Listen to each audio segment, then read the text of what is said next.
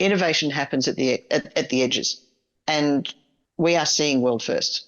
We've seen a number of them in the first project that we've done, and it is so much fun just watching our road safety people have their jaw hit the floor again. The gleam in their eyes and the light going on that we can actually do more than we've been able to do before. We can help our clients in ways we've not been able to help them before. We can get insights and understanding of how do we make things better. That's just really exciting. And to me, innovation and collaboration and doing work for purpose, that's a pretty wonderful triple play.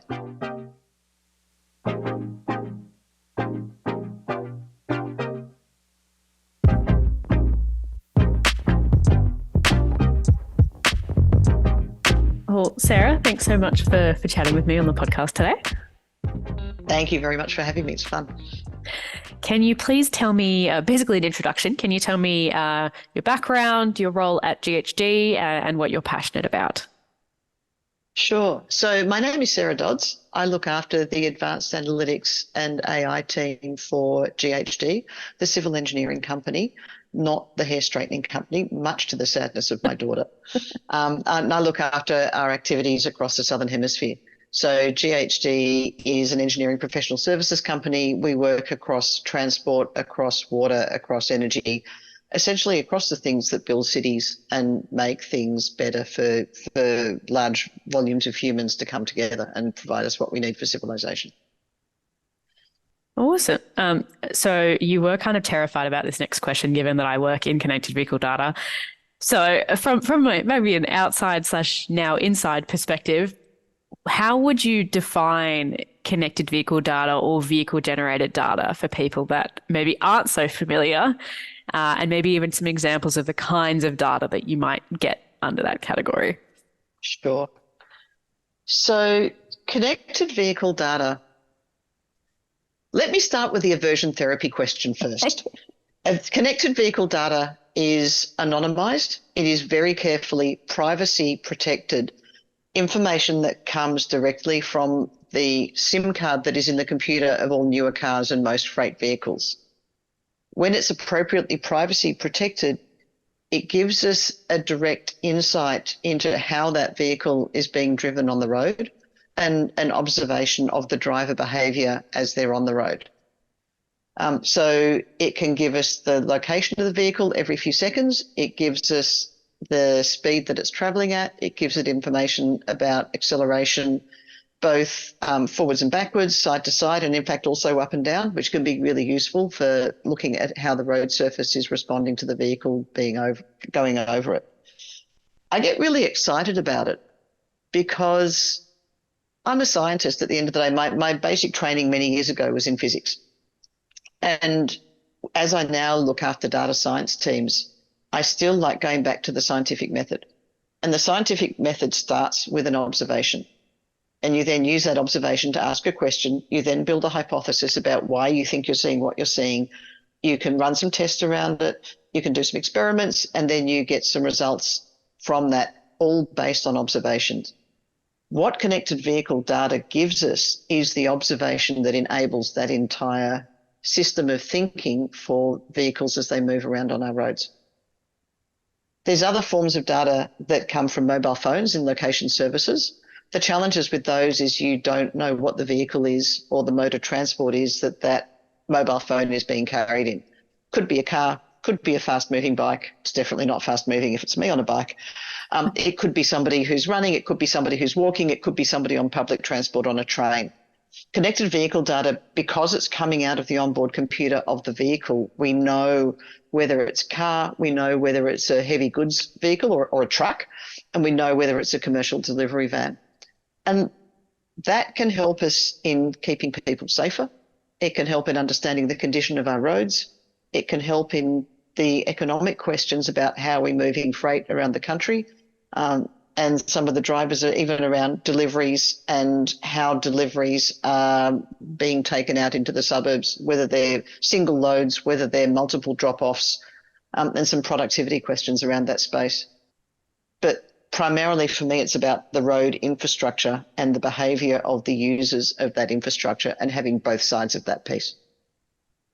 What would you say to people? Because one thing that we get a lot is this comparison with Big Brother, which is something you've probably come across a number of times. What do you say to people like that who are a little bit maybe nervous? I'm gonna choose the word nervous about this kind of close relationship now between data and behaviors. So to me, that comes back to a question of the purpose of the analysis and the privacy. The way Compass data and connected vehicle data in general is structured is we know that there is a car at a time that is traveling down a specific road. We don't know whether it's the same car we saw yesterday or last week. We don't know who the driver of the car is. We don't know the registration number of the vehicle. There are no unique identifiers in the system. So there is no way that you're going to get pinged for a speeding ticket as a result of what's coming out of your vehicle. What it does do, which is enormously helpful, is for purpose research about how do we improve road safety? How do we actually keep people safer, understand where things might be going slightly amiss on the road, understand where there is potential for a serious accident that maybe we can do something about before it happens. So I think there is a public good aspect to it. There is most definitely privacy protection around it. One of the roles that I have had previously was looking to shut down online identity fraud. Learned way more about that world than I ever needed to go. And there was a question of consent in the work that we were doing there around essentially the idea behind it was to understand the credentials that people were presenting in a transaction and whether they were the same as the set of credentials they'd used in previous transactions. Essentially, if you're a fraudster, you need to corrupt one communication channel so that you can get the value that you're trying to redirect to come to you as opposed to the owner of that identity. If you're going to use a stolen credit card to drive a red Ferrari, you don't really want that red Ferrari to get delivered to the owner of the credit card. You'd like it to come to you instead. As part of that world, we did a lot of deep understanding around consent and around privacy. And the finding that came out of that world is people are very protective, as they should be, of their data, where they believe it is driving economic gain for somebody else and possibly annoyance for them. So people do not want their data to be scraped in an online transaction that is then used to send them marketing material. They really, and I really don't. It annoys me enormously when I end up on a mailing list and then I've got to somehow remove myself from it 5 times and continue to reappear on it.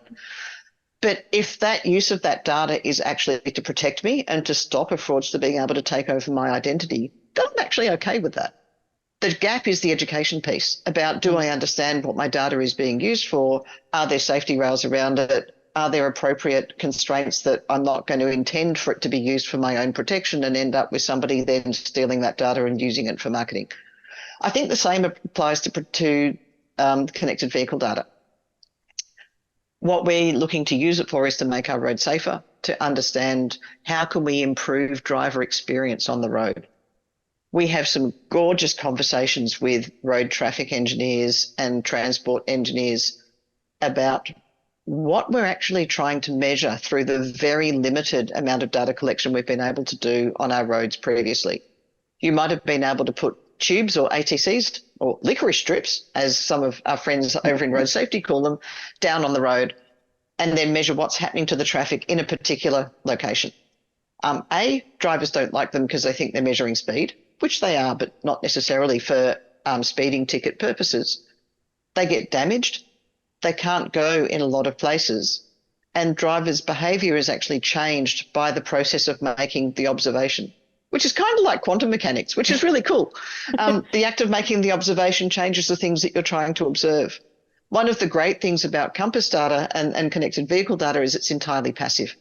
So it's actually a true unbiased measure of what's happening out on our roads, except the bias is to newer vehicles. So I'd almost regard it as a community service that's provided by drivers of newer vehicles that's actually making our roads safer for everyone. That's a good way to put it. I might steal that for our own marketing.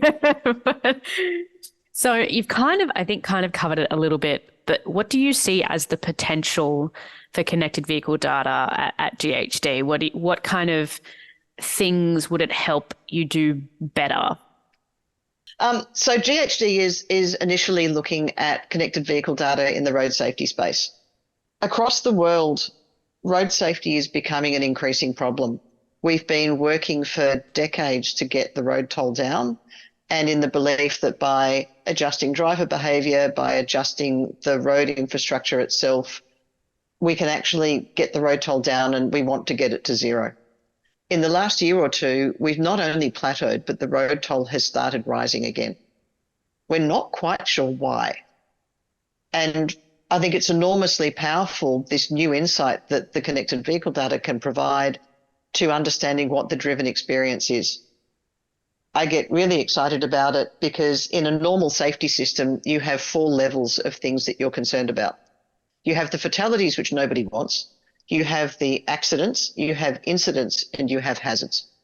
And the idea is you have about a 7-to-1 ratio between each of those levels, and you try and address things when they're up at the hazard and the incident level before they become accidents, and definitely before they become a fatality. That's worked really well in industrial plants, and we don't have nearly the same occupational health and safety death rate that we had 20 or 30 years ago. When we look to road safety, sadly, yes, we do definitely have fatalities and serious injuries, and we kind of have hazards on the road which are potentially subjective, but there hasn't been an objectively observable sense of an incident. One of the things that the Compass data provides is a concept of a near miss, which is essentially a place where a vehicle is losing traction with the road surface. Now, whether that's because the road surface is poor, or whether that's because the driver's driving too fast or got distracted, or a child ran out and they slammed on the brakes, sometimes it may be appropriate. But I get super excited by being able to compare incidents as measured by near misses with accident and fatality data, which is reported elsewhere, and not have to wait 5 years for enough people to die to be able to figure out where the places on our roads are that we could make things safer. I think at GHD, that's one of the things that we're really extraordinarily excited about. And then we can combine that with safety and risk thinking about understanding the exposure risk, in that we know where people, and particularly pedestrians, are moving around on the roads. If we then know where the traffic energy is in the system and where cars are moving faster than is safe for the level of pedestrian traffic, we can actually start to do maps of where are your biggest risks in terms of safety in a way that simply hasn't been thought about before. It applies to urban planning. How do you design a suburb to have low road safety risk? I think we're going to have a different lens that we can bring to that particular challenge and design safer communities going forward. That's pretty exciting. Yeah, I think as well, because there's that statistic that if you're an Australian under the age of 25, one of the top most likely ways for you to actually die is through traffic related incidents. It's like under the age of 15, it's the biggest killer of young Australians, and between 15 to 25 or something like that, it's like the second biggest killer. So it's like hugely impactful for even just like one section of the population, which is just wild to me. Yeah, I actually grew up in a family that was working professionally in road safety. So my dad was a safety expert, and we used to have regular discussions about the road toll. And the thing that sent chills down my back, which still does every time I think about it, is we talk about the road toll going up or down versus last year, but they're all dead. It's that many people died last year, and this many people died this year, and this many people are going to die next year. And it's not a rate thing. If you start adding that up into actual people and community impact, most people know somebody whose lives have been impacted either by a life-changing accident or somebody who they know who's unfortunately not made it through a car accident. And I'd really like to see that change. When you're dealing with connected vehicle data, like most data sets, there's always some kind of like bias or limitation. What are some of the limitations or even the challenges that you've seen when trying to leverage connected vehicle data effectively? That's a fantastic question. And it is one that we're approaching from something of an innovation angle. First of all, it's grey data. It's raw, gathered in the field. It is what it is. There'll be glitches in the occasional system. There'll be some data quality issues, as there are with any large data system, and they're just things we can process out. I'm not so fussed about those.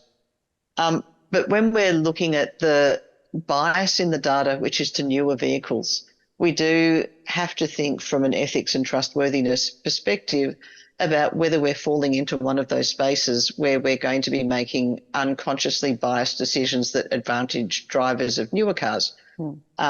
Because they are going to be behaving differently to the drivers of older cars. Many, many places in terms of road safety, that's not the case. The vehicles out on the road all influence each other, and vehicles tend to travel, if you like, as a pack. And in fact, the precursor to compass and connected vehicle data was a thing called a floating car, which road safety experts have been using for a very long time, which is essentially you have one car, you put as many sensors in it as you possibly can, you send it out on the road, you assume it's going to be driving the same way as all the vehicles around it, and then you infer from that one vehicle what everybody else is doing. The compass data, to me, in some ways, is just extending that to an entire fleet of connected vehicles, that you've got some cars or some vehicles, but you've got them everywhere and all the time. And that's a different statistical lens to the data that we've been able to see before through video cameras and through tubes on the road. So we have a regular conversation about, yeah, but it's only the newer cars, it's only a small percentage of the vehicles. And then we come push back with, but when you put tubes out on the road, you only put them out for 1 week or 2 weeks of the year, and you're very happy extrapolating a whole year's worth of data. From 1 week is 2% of the data for the year, 2 weeks is 4% of the data, and you're really comfortable with that, knowing that that isn't Christmas or Easter and probably isn't even a weekend. So we've been dealing with biased data in this space for a long time. The compass data is different in terms of the statistical slice it represents. But if you're looking at it as a percentage of a year's worth of data and you've got a full year of compass data because it's passive and it's always there, you've actually probably got about the same sample size as you would get from other metrics. But it is fundamentally different, and you are directly observing what drivers are doing on the road as they drive through the length of their trip. Speaking of bias, I feel like I need to note for listeners that Sarah is not under duress and she has not been paid any money to mention compass the amount of time she already has. This was not planned. I appreciate the mentions, but I felt like, I need to put a disclaimer here some way halfway through because compass has been mentioned like 6 or 7 times. Look, I think what you guys have done is something quite special in pulling this data together in sufficient volume from enough places that we can do the kind of experiments and get a sense of what vehicles are doing more generally on the road. You couldn't do it with a single manufacturer. And it's that data and that observational capacity that I get excited about. Pleased that you guys have done it. Whoever had done it, I'd be saying the same things about them, because from a science perspective, it is just an awesome new insight into what's happening on our roads. Very kind of you. So from it sounds like from your experience with dealing with this data and also having experience with other forms of traffic data, what are some of the lessons you've learned from applying connected vehicle data or vehicle generated data to projects, being that you guys are kind of like a bit of a first mover in this space? It's still a very new tool. Some of the lessons we've learned is that it's great for some things and it's not for others. If you want to know what's going on in a huge degree of detail at one location, then probably putting up a video camera or putting tubes down on the road is going to be a better way of doing things. If you want to scan across a broader area and find an optimum or understand what's happening across a network of roads, then this is a really good scanning tool for understanding where you might go and look to look at things in more detail. We're learning that we can actually characterize how drivers behave interacting with the roads, and we're actually seeing that through direct observation. Innovation happens at the edges. And for me, one of the exciting things about where GHD is going is that we have road safety experts who deeply understand the domain, understand the questions that matter, and what the outcomes are that we're trying to achieve. We've got that as a collaboration then with a bunch of digital people like me who are interested in the world around us, but our expertise is in bleeding edge data, doing things for the first time, how do we get the best out of big data systems, and what happens when we put those two together and we start analysing large volumes of data in a way that from a statistical sample that hasn't been available before to ask really important questions. We are seeing world first. We've seen a number of them in the first project that we've done, and it is so much fun just watching our road safety people have their jaw hit the floor again. The gleam in their eyes and the light going on that we can actually do more than we've been able to do before. We can help our clients in ways we've not been able to help them before. We can get insights and understanding of how do we make things better. That's just really exciting. And to me, innovation and collaboration and doing work for purpose, that's a pretty wonderful triple play. Speaking of innovation, looking to the future, how else might vehicle-generated data change the way we address transport challenges or complex engineering problems? So some of the other spaces that we're really interested in all come down to observing drivers on the roads. Behavioural economics, or nudge, is a really interesting space where it's done in other spaces with far less altruistic motives, where you're looking to provide people with a trigger or an impulse and understand how they react to it. So how do we get people not to turn up in offices but to call in on helplines? How do we get them to engage with chatbots instead of calling somebody? How do we be able to help people in less intensive ways is one of the ways that nudge gets used. The ATO has a fairly public nudge win about getting people to actually pay their tax bills. And all they did was, after a lot of experimentation, they put a very simple sticker on it saying most people pay this bill within 30 days. And that lifted the payment rate considerably. So as humans, we are not necessarily logical beings. I've been saying for a long time that sometimes rocket science is the easy stuff and people are much, much harder. But behavioural economics is all about the psychology of how do we get people to do what's actually in their best interest. And I think Compass data and connected vehicle data more generally provides that observable to understand how do we get drivers to slow down through roadworks. I know I've driven through roadworks.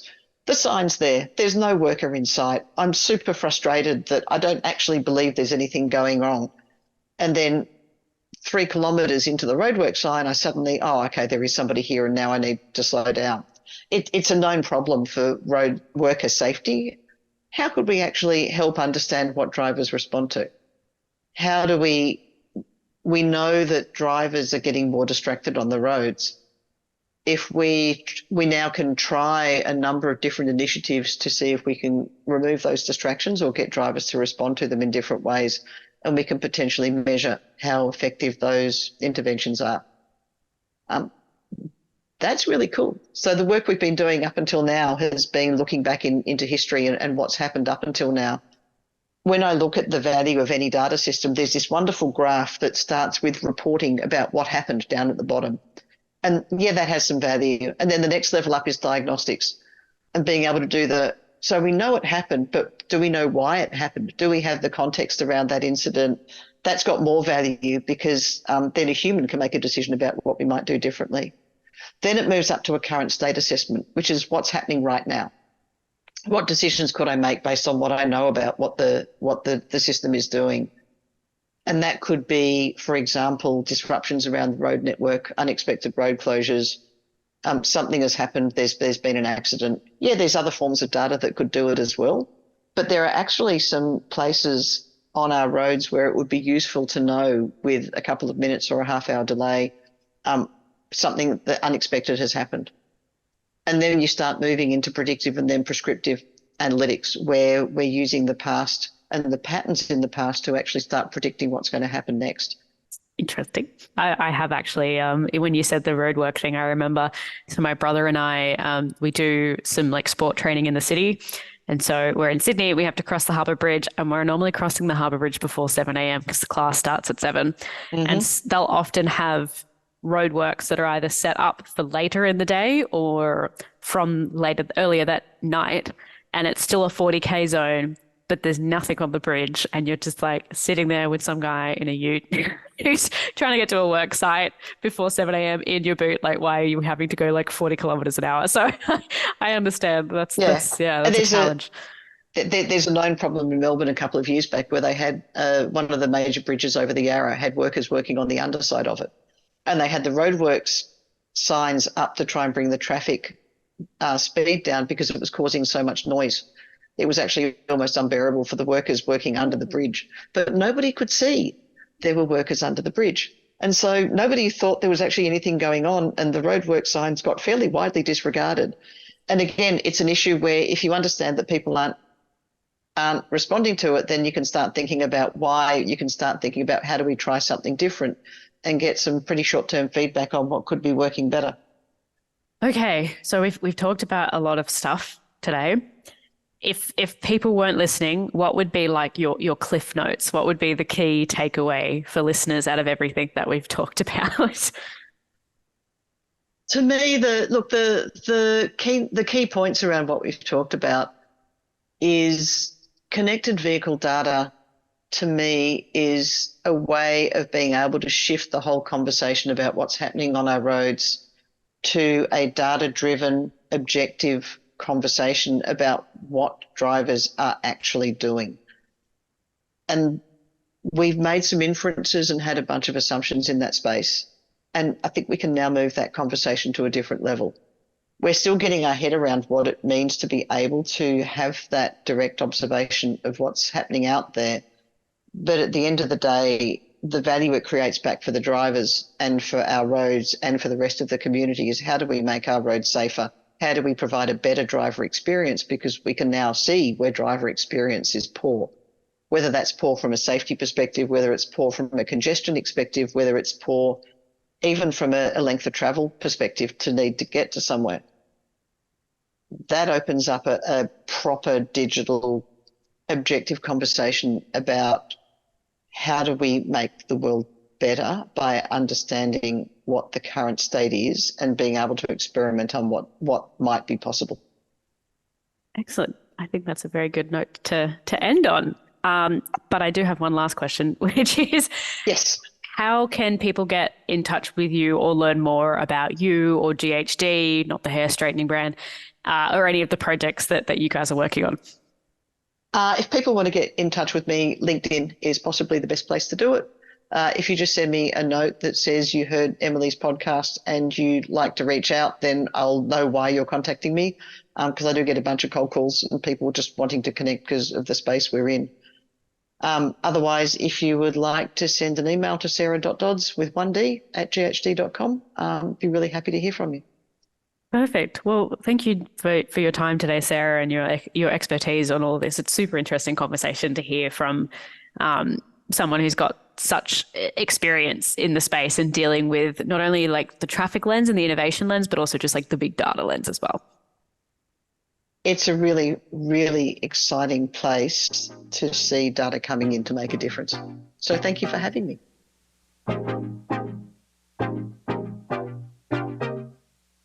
If you'd like to learn more about any of the guests that we have on the podcast, more about Bite Size, or more about Compass IoT, the company that produces this podcast, you can visit our website, which is www.compassiot.com.au. Until next time.